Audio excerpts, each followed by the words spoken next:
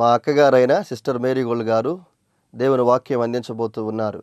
వీరు 3 సంవత్సరాల ఉపవాసం ఉండి ప్రార్థన చేయడం ద్వారా పరిశుద్ధాత్మతో నింపబడిన వారై ఆత్మ సంబంధమైన వరములు కలిగి ప్రభువుతో మాట్లాడుతూ దర్శనాల ద్వారా కళల ద్వారా ప్రభు సన్నిధిలో గడుపుతూ అనేక మందిని ఆత్మీయంగా సిద్ధపరుస్తూ బలపరుస్తూ ఉన్నారు. వీరు ప్రార్థన చేసి దర్శనాలను కలభావాలను తెలుసుకొని అనేక మందికి తెలియచెప్పి అనేక మంది పట్ల దేవుని యొక్క చిత్తం ఏ విధంగా ఉందో ప్రార్థన ద్వారా వారు తెలుసుకొని అనేక మందితో పంచుకుంటూ అనేక మందిని బలపరుస్తూ దేవుని సన్నిధిలో బహుబలంగా వాడబడుతున్న దైవజనులు. వీరి వాక్యాన్ని ఇప్పుడు విందాం. ఆయన పరిశుద్ధుడైన దేవుడు. ఆయనను స్తుతించుటకు, ఘనపరచుటకు, మహిమపరచుటకు మనము ఎల్లప్పుడూ అతి సిద్ధపాటు కలిగిన వారమై ఉండాలి. ఇశ్రాయేలీలు ఐగుప్తు దేశము నుండి ప్రయాణమై వస్తూ ఉన్నప్పుడు వాళ్ళు దేవుణ్ణి ఆరాధించడానికి, ఘనపరచడానికి ఒక ప్రత్యేకమైన స్థలము లేదు.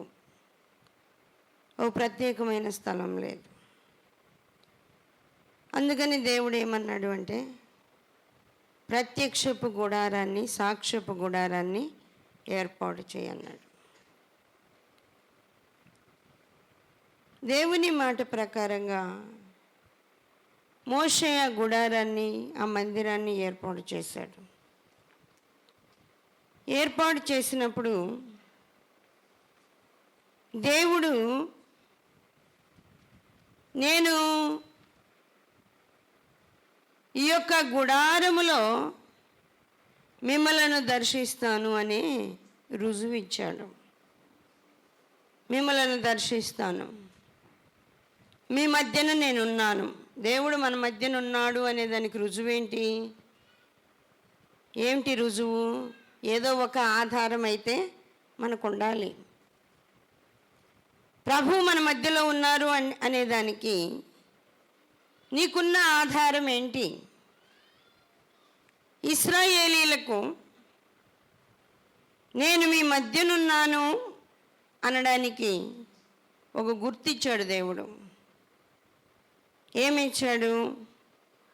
వాక్య భాగంలో మనం చూస్తూ ఉంటే సంఖ్యాకాండం 9వ అధ్యాయము 15వ వచనం నుండి, వారు మందిరమును నిలవబెట్టిన దినమున మేఘము సాక్ష్యపు గుడారములోని మందిరమును కమ్మెను.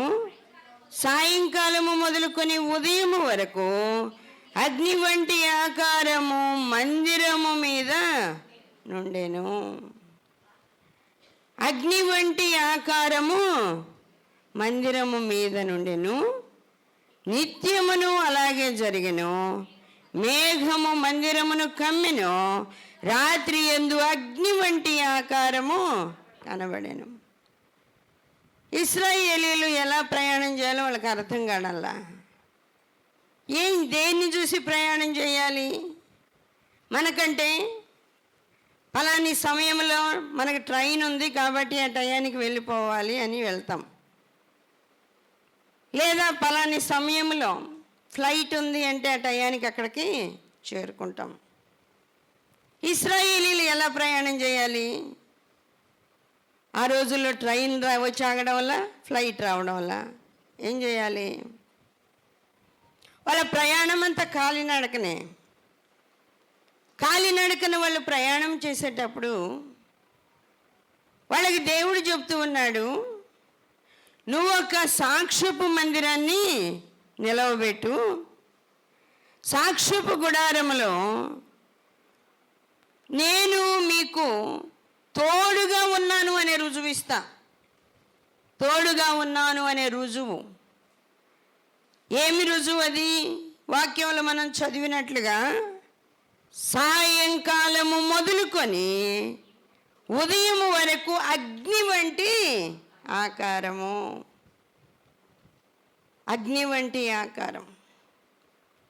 చాలామందికి రాత్రి అంటే భయం, చీకటి అంటే భయం. ఇశ్రాయేలీలకు కూడా ఒకవేళ భయం ఉందేమో మనకు తెలియదు. అందుకే ప్రభు అంటున్నాడు, రాత్రి వేళ అగ్ని వంటి ఆకారము ఆ గుడారము మీద ఉంటుంది. అగ్ని వంటి ఆకారం.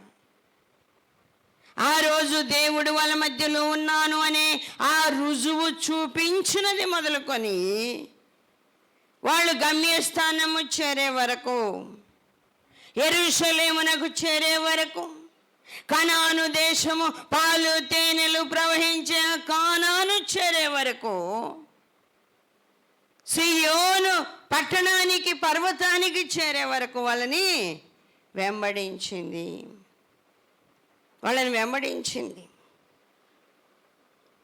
రాత్రి వేళలో భయపడకుండా, ఎడారిలో ఎలా ఉంటుంది? ఒక ఎడారిలో వాళ్ళ యొక్క గుడారాలు వేసుకొని పడుకోవాలంటే ఎలా ఉంటుంది? మనము తలుపులన్నీ మూసేసి తాళాలేసి అన్నీ పెట్టేసుకొని లోపల పడుకోవాలంటేనే మనకు భయం. ఎవరైనా వస్తారేమో, దొంగలు వస్తారేమో, బెదిరిస్తారేమో, చంపుతారేమో, దోచుకొని వెళ్తారేమోనని భయపడతాం. ఇశ్రాయేలీలకు అలాంటి అవకాశాలు లేవు, గృహాలు లేవు వాళ్ళకి. గుడారపు జీవితంలో వాళ్ళు ఉన్నప్పుడు వాళ్ళ చుట్టూ దేవుడే కాపలాగా ఉన్నాడు.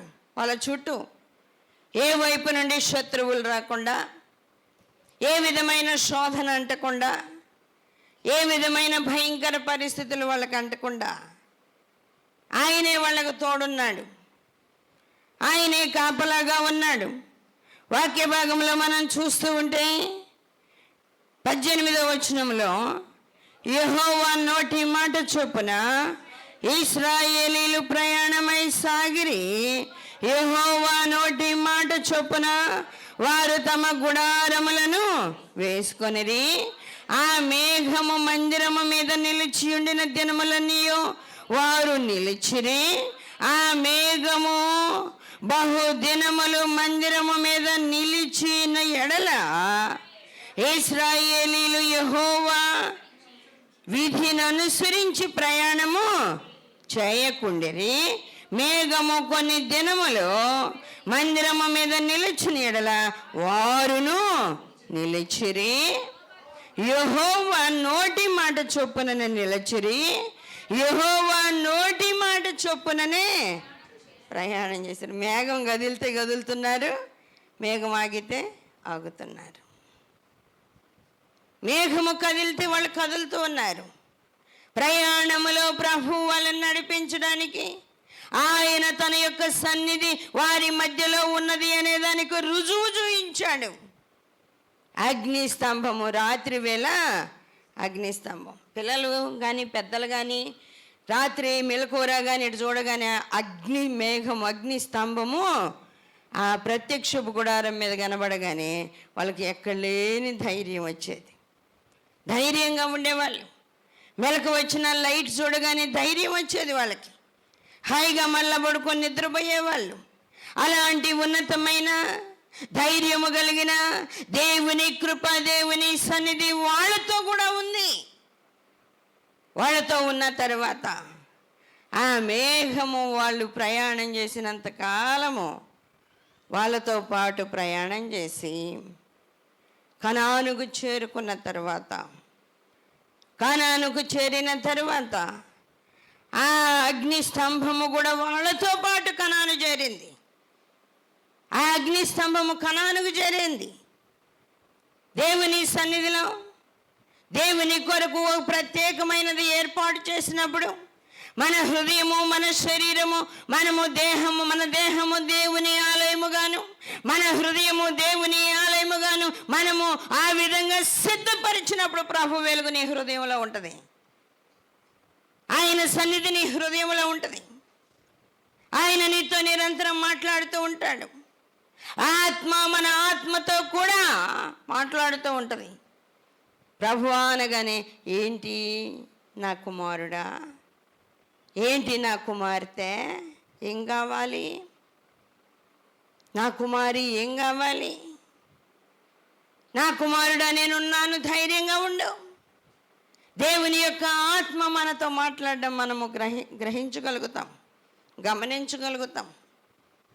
ఇశ్రాయేలీలు ప్రయాణమై వెళ్ళినప్పుడు వారితో పాటు అగ్ని, దేవుని సన్నిధి వాళ్ళతో పాటు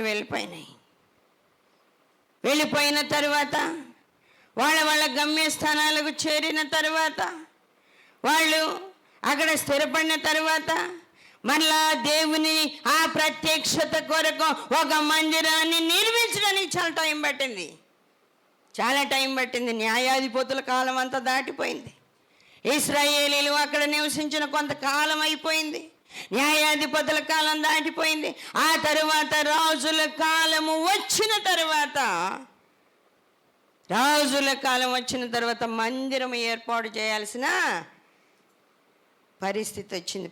వాళ్ళందరూ స్థిరపడిన తర్వాత, ఆ సర్దుబాట్లన్నీ జరిగిన తర్వాత, ఆ చిన్న చిన్న సమస్యలన్నీ సరిచేసుకున్న తర్వాత దావీదునకు ఆలోచన వచ్చింది మందిరాన్ని నిర్మించాలి అని. దావీదునకు ఆలోచన వస్తే ఆ ఆలోచన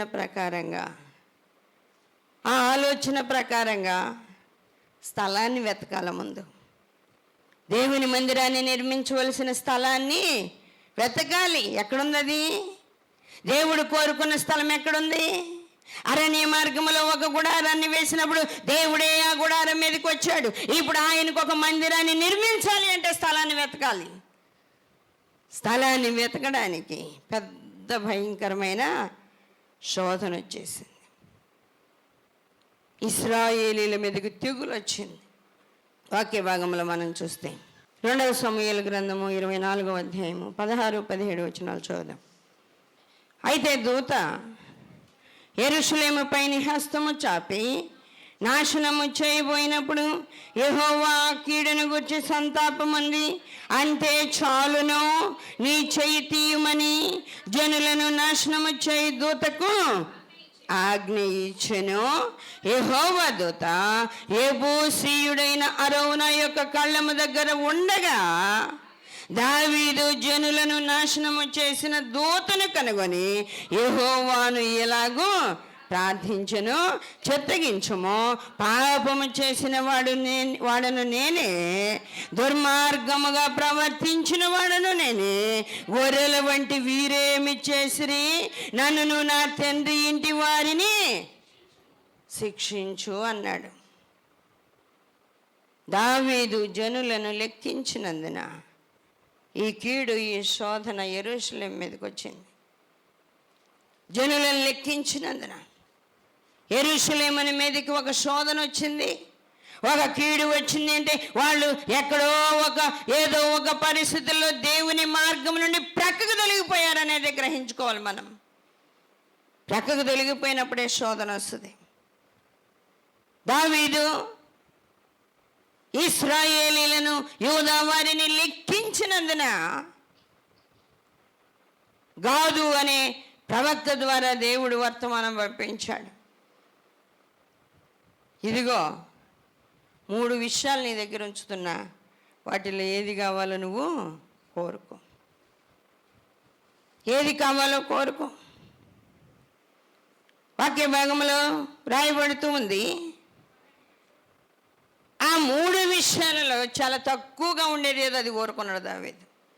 3 దినాలు యెహోవా ఖడ్గము దేశమందు 3 దినాలు తెగులు రేగుటకు ఒప్పుకొందువా.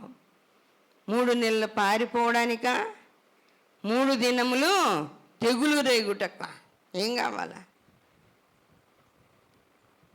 దావీదు 3 దినాలది కోరుకున్నాడు. దేవుని చేతిలో పడ్డమే మంచిది, మనుషుల చేతుల్లో పడ్డం కంటే దేవుని చేతిలో పడ్డం మేలు అనుకున్నాడు. అలా కోరుకొని, ప్రభువా ఇదిగోనైనా దీనికోసం నన్ను నీకు అప్పగించుకుంటున్నాను అన్నప్పుడు ఇశ్రాయేలీల్లో చాలామంది చనిపోయారు. చాలామంది. 15వ వచనము, అందుకు యెహోవా ఇశ్రాయేలు మీదికి తెగులు రప్పించగా ఆ దినము ఉదయం మొదలుకొని సమాజ కూటపు వేళ వరకు అది జరుగుచుండెను. అందుచేత దాని నుండి బెయేర్షెబా వరకు 70,000 మంది మృతి నందిరి. దాని నుండి బెయేర్షెబా వరకు 70,000 మంది చనిపోయారు.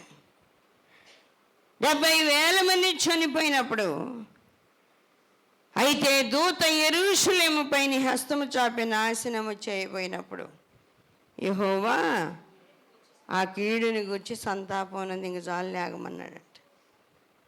దూతని ఇంకా ఆగమన్నాడు.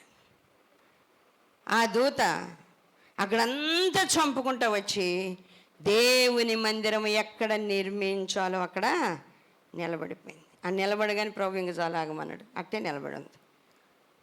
ఇక జాలి ఆగమన్నాడు ప్రభు. దూత అక్కడే నిలబడింది. దూత యెబూసీయుడైన అరౌనా యొక్క కళ్ళము దగ్గర ఉండగా దావీదు జనులను నాశనము చేసిన దూతను కనుగొని యెహోవాకు ప్రార్థన చేశాడంట. వీళ్ళేం తప్పు చేశారయ్యా? తప్పు చేసింది నేను నా ఇంటి వారు తప్పు చేశాం. వీళ్ళు ఏం చేయలేదు ప్రభు అని ప్రార్థన చేస్తున్నాడు. బాధ అనిపిస్తుంది. 70,000 మంది చనిపోయారు.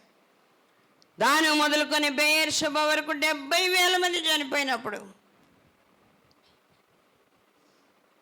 దావీదు బాధపడుతూ ఉన్నాడు. దేవుణ్ణి ప్రార్థన చేస్తూ ఉన్నాడు. ప్రార్థన చేసినప్పుడు గాదుతోటి దేవుడు చెప్తున్నాడు. వాక్య భాగంలో మనం చూస్తే 18వ వచనం. ఆ దినమున గాదు దావీదు నొద్దకు వచ్చి, నీవు పోయి యెబూసీయుడైన అరౌనా యొక్క కళ్ళములో యెహోవా నామమున ఒక బలిపీఠము కట్టించుమని అతనితో చెప్పగా దావీదు గాదు చేత యెహోవా ఇచ్చిన ఆజ్ఞ చొప్పున పోయెను. అరౌనా రాజును అతని సేవకులను తన దాపునకు వచ్చుట చూచి బయలుదేరి రాజునకు సాష్టాంగంగా నమస్కారం చేశాడంట. దూత అక్కడ నిలబడగానే గాదు వచ్చి చెప్తూ ఉన్నాడు, ఇదిగో యెహోవా దూత ఎక్కడైతే నిలబడిందో అదే దేవుడు కోరుకున్న స్థలము, అక్కడ నువ్వు బలిపీఠము కట్టాలి, అక్కడ నువ్వు బలిపీఠం కట్టాలి అని చెప్పగానే దావీదు సేవకులు అందరూ వెళ్ళి ఆ అరౌనా యొక్క స్థలాన్ని కొని, అతను అన్నాడు, ఇక నీకు ఎదురైంది రాజా, ఇశ్రాయేలీలు దేవుడి నియమ నిబంధనలో ఆయన విధించిన విధి ప్రకారం నడిచేవాళ్ళు, భయంకరంగా తప్పులు చేసేవాళ్ళు కాదు. కొన్ని సందర్భాల్లో తప్పులు చేసినప్పుడు భయంకరమైన శ్రమలు వాళ్ళకి సంభవిస్తాయి. వాళ్ళు దేవుని నిర్ణయ ప్రకారం నడవాలి, దేవుని నిర్ణయ ప్రకారంగానే ఉండాలి. అబ్రహాము, ఇదిగో నా భార్య చనిపోయింది, ఈ హెబ్రోనులో ఉన్న ఆ మక్పెలా గుహను నాకు ఇవ్వమని అడిగితే అతను అంటున్నాడు, తీసుకొని ఎదురుగా ఉన్నాను నేను, ఏ ప్లేస్ కావాలంటే ఆ ప్లేస్ తీసుకుంటా, నేను డబ్బులు ఇవ్వకుండా దానిని ఊరక తీసుకోను అన్నాడు. వెల ఇయ్యక నేను దానిని తీసుకోను.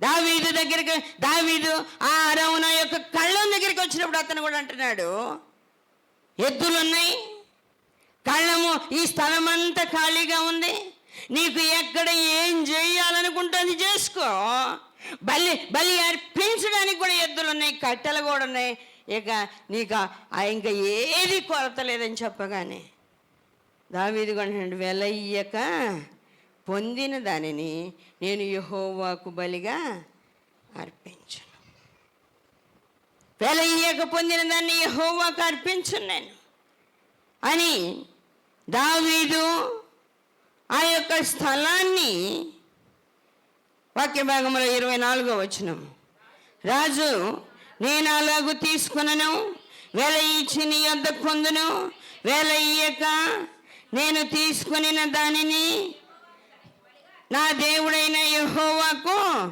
దహన బలిగా అర్పించనని అరౌనాతో చెప్పి కళ్ళమును ఎడ్లను 10 తులముల వెండికి కొనెను. ఆ కళ్ళాన్ని ఎడ్లను 10 తులాల వెండికి కొనుక్కున్నాడు. కొనుక్కున్న తర్వాత ఇక నేను మందిరాన్ని కడతాను కదా, బలిపీఠం కట్టే ఆ స్థలాన్ని దేవుడు చూపించాడంటే దేవుని మందిరం ఎక్కడ నిర్మించవచ్చు, దేవుడు నిర్మించడానికి, మందిరాన్ని నిర్మించడానికి ఈ స్థలాన్ని నాకు చూపించాడు అని చాలా సంతోషంగా బలిపీఠం కట్టి బలులు అర్పించి, కొన్న తర్వాత బలులు అర్పించి ఇక మందిర నిర్మాణం కోసం ప్రయాసపడుతున్నాడు. మందిర నిర్మాణం కొరకు ఆలోచన చేస్తూ ఉన్నప్పుడు, మందిరాన్ని నిర్మించాలని ఆ ప్రయత్నాల్లో ఉన్నప్పుడు దేవుడు అన్నాడు, నువ్వు మందిరాన్ని కట్టడానికి వీల్లేదు, నీ కుమారుని ద్వారా నేను ఆ మందిరాన్ని కట్టిస్తాను, నువ్వు కట్టడానికి వీల్లేదు. చాలామందికి కూడా మనం ఏం పని చేయాలో ప్రభు నిర్ణయించి పెడతాడు. ఏ పని చేయాలో ఆ పనే చేయాలి, ఏది నిర్ణయిస్తే అదే చేయాలి. ఉజ్జానే రాజుని తీసుకొచ్చి దేవుడు రాజుగా చేస్తే దేవుని మాట ప్రకారంగా ఉజ్జా రాజుగానే చేయాలి. కానీ ఉజ్జా రాజు ఏం చేశాడు? గర్వించి యెహోవాకు ధూపం వేయడానికి పోయాడంట.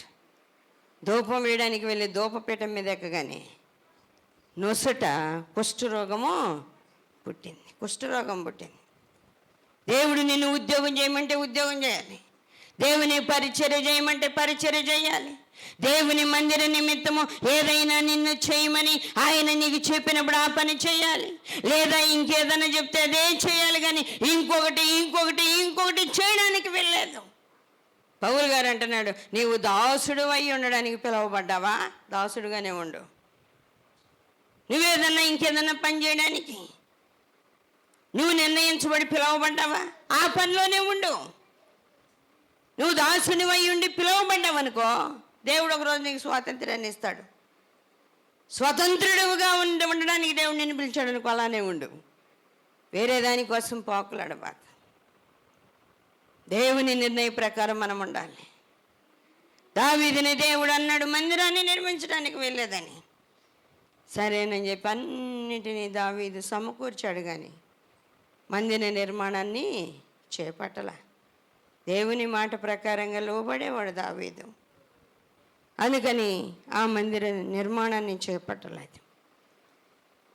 ఆ తర్వాత దావీదుతోటి దేవుడు మాట్లాడిన విషయం ఏంటి అంటే, ఆ స్థలం విషయమై ఆ స్థలాన్ని తీసుకొని బలిపీఠాన్ని నిర్మించిన తర్వాత దావీదుతో దేవుడు మాట్లాడుతున్నాడు. వాక్య భాగాన్ని మనం చూస్తూ ఉంటే కీర్తనల గ్రంథంలో ఏమని వ్రాయబడుతూ ఉంది? కీర్తనలు 132వ కీర్తన 12 నుంచి చదువుదాం. యెహోవా సత్య ప్రమాణము దావీదుతో చేసెను, ఆయన మాట తప్పనివాడు. యెహోవా సీయోనును ఏర్పరచుకొని ఉన్నాడు, తనకు నివాస స్థలముగా దాన్ని కోరుకొని ఉన్నాడు. ఇది నేను కోరిన స్థానము, ఇది నిత్యము నాకు విశ్రమ స్థానముగా ఉండును. ఇక్కడనే నేను నివసించదును, దాని ఆహారమును నేను నిండారులుగా దీవించదును. దానిలోని బేదలను ఆహారముతో తృప్తిపరచదును. దాని యాజకులకు వస్త్రముగా రక్షణను వస్త్రముగా ధరింపజేసేదను. దానిలోని భక్తులు బిగ్గరగా ఆనందగానము చేసేదరు. చూడండి, ప్రభు అంటున్నాడు, యెహోవా సీయోనును ఏర్పరచుకుని ఉన్నాడు, తనకు నివాస స్థలముగా దానిని కోరుకొని ఉన్నాడు. ఇది నేను కోరిన స్థానము, ఇది నిత్యము నాకు విశ్రమ స్థానముగా ఉండును. ఇక్కడనే నేను నివసించాను. ప్రభువుకు ప్రశాంతంగా ఆయన కోరుకున్న స్థలాన్ని ఆయన సిద్ధం చేసి దావీదుని అక్కడికి తీసుకొచ్చి నిలబెట్టాడు బలిపీఠం కట్టమని. ప్రభు అంటున్నాడు, నేను కోరిన స్థానం, నేను విశ్రాంతి తీసుకునే స్థానం, ఎక్కడనే నేను పండుకుంటాను, ఎక్కడనే నేను విశ్రాంతి తీసుకుంటాను, ఎక్కడనే నేను నివాసం చేస్తాను, నేను నివసించే స్థలం ఇది అని చెప్పాడు దావీదుకి. ఇక దావీదుకి ఆనందం అయిపోయి మందిరాన్ని కట్టాలంటే ప్రభు అన్నాడు, నువ్వు మందిరాన్ని కట్టడానికి వీల్లేదని. ఆ తర్వాత తన కుమారుడైన సొలొమోను దేవుడు ఏర్పాటు చేసుకొని సొలొమోను ద్వారా మందిరాన్ని నిర్మింపజేసిన తర్వాత అప్పుడు దాకా దేవుని ఆత్మ ఆది కాండంలో మనం చూస్తాం, అగాధ జలముల పైన అల్లాడుచుండెను అన్నట్టు ఇశ్రాయేలీ దేశంలో ఆ దేవుని నివాస స్థలము దొరికేదాకా ఆత్మ పైన పైన పైన సంచారం చేస్తుంది, పైన సంచారం చేస్తుంది. ఆ నివాస స్థలము దొరికేదాకా ఆ సియోనును దేవుడు ఏర్పాటు చేసుకున్నాడు. ఆ ప్రత్యేకమైన స్థలాన్ని దేవుడు చూయించాడు. చూయించిన తర్వాత మందిర నిర్మాణం జరిగేదాకా దేవుని ఆత్మ అక్కడ సంచారం చేస్తుంది, విశ్రాంతి తీసుకోవడం వల్ల. అందుకే ప్రభు అంటాడు, ఇశ్రాయేలును కాపాడువాడు కొనుకడు, నిద్రపోడు. నేను కొనకటానికి లేదు, నిద్రపోవడానికి లేదు. పడుకోవాలని ఆశ ఉంది కానీ పడుకోవాలి. మనకేముంది, నిద్ర రాగానే పడుకోవాలనిపించగానే వెళ్ళి పడుకుంటాం హాయిగా. కానీ దేవునికి అలా పడుకోవాలనిపించలే, నిద్రపోవాలనిపించలే. ఇశ్రాయేలుని కాపాడువాడు కునుకడు, నిద్రపోడు అనే మాట, ఆయన ఎలా కాపాడుతూ ఉన్నాడు అనే మాట వాక్యముల నుండి మనం చూస్తూ ఉన్నాం. దేవుడి వలన ఏర్పాటు చేసుకొని ఆయనకు నివాస స్థానంగా సియోనును కోరుకొని చూయించిన తర్వాత సొలొమోను మందిర నిర్మాణాన్ని చేపట్టాడు. ప్రార్థన చేద్దాం. చేయండి, అందరూ ప్రార్థన చేయండి. తండ్రి, నాకు అట్లాంటి కృపాభాగ్యం దయచేయమని ప్రభువుని అడుగుదాం. దయగలిగిన దేవ, సర్వాధికారి అయిన తండ్రి, మహోన్నతుడ, పరిశుద్ధుడ, పరిశుద్ధుడ, పరిశుద్ధుడ, మీకే వందనాలు, స్తోత్రాలు ప్రభా. సొలొమోను మందిరాన్ని కట్టించినప్పుడు ఆ మందిరము మీద ప్రభా నైనా మీ వెలుగు, నైనా మీ తేజస్సు అగ్ని వంటి ఆకారం, అగ్ని నింపబడింది. యాజకులు ఆ తేజో మహిమలోనికి ప్రవేశించలేకపోయారు. కానీ ఇప్పుడైతే మాకు ఎంత గొప్ప భాగ్యాన్ని ఇచ్చారు ప్రభా. ఇదిగో మీ కుమారుడైన క్రీస్తుని ఈ లోకానికి పంపడం ద్వారా నేనే మార్గము, సత్యము, జీవమని మీ కుమారుడు ఆ మార్గాన్ని మాకు చూపించడం ద్వారా మేము ప్రవేశించగలుగుతున్నాము తండ్రి. మాకు అట్టి భాగ్యాన్ని ఇచ్చినందుకు వందనాలు. మిమ్మల్ని హత్తుకొని జీవించడానికి మీ కృప దయచేయండి. ఆత్మతో సత్యముతో మిమ్మల్ని ఆరాధించడానికి మీ కృపనివ్వండి. పరలోక సంబంధమైన ప్రతి దర్శనాన్ని మేము పొందుకోవడానికి కృపనివ్వండి. బలపరచండి ప్రభు. మీ బిడ్డల పక్షంగా మీరు ఉండండి నాయన. నా తండ్రి, ఇదిగో నా తండ్రి, అనారోగ్యంతో ఉన్న బిడ్డలను ముట్టండి. స్వస్థత, నెమ్మది దయచేయండి. నెమ్మది లేని వారికి నెమ్మదినివ్వండి. ఉద్యోగాలు లేని వారికి ఉద్యోగాలు ఇవ్వండి. వివాహము జరగక బాధపడే వాళ్ళకి వివాహం జరిగించండి. మరి ముఖ్యంగా ఆత్మ సంబంధంగా ప్రతి బిడ్డ తన యొక్క హృదయాన్ని, తన యొక్క దేహాన్ని మీ యొక్క ఆలయము గన్న తండ్రి అట్టి సిద్ధపాటుతో ఉంచడానికి మీ కృప దయచేయండి. ఈ వాక్యమునకు ముద్ర వేయండి. ప్రతి హృదయాన్ని సిద్ధపరిచి బలపరిచి మీ చిత్తానుసారంగా మీ బిడ్డలను నిలబెట్టమని మీకు అప్పగించుకుంటూ యేసయ్య అతి పరిశుద్ధ నామములో అడుగుచున్నాము తండ్రి, ఆమేన్. మరిన్ని వివరముల కొరకు మమ్మలను సంప్రదించవలసిన చిరునామా Marigold Foundation, Holy Spirit church, Vishwanathapuram, Podili, Prakasam జిల్లా, పిన్ కోడ్ 523240. మా ఫోన్ నెంబర్స్ 8500084841, మరి ఒక ఫోన్ నెంబర్ 8500084841.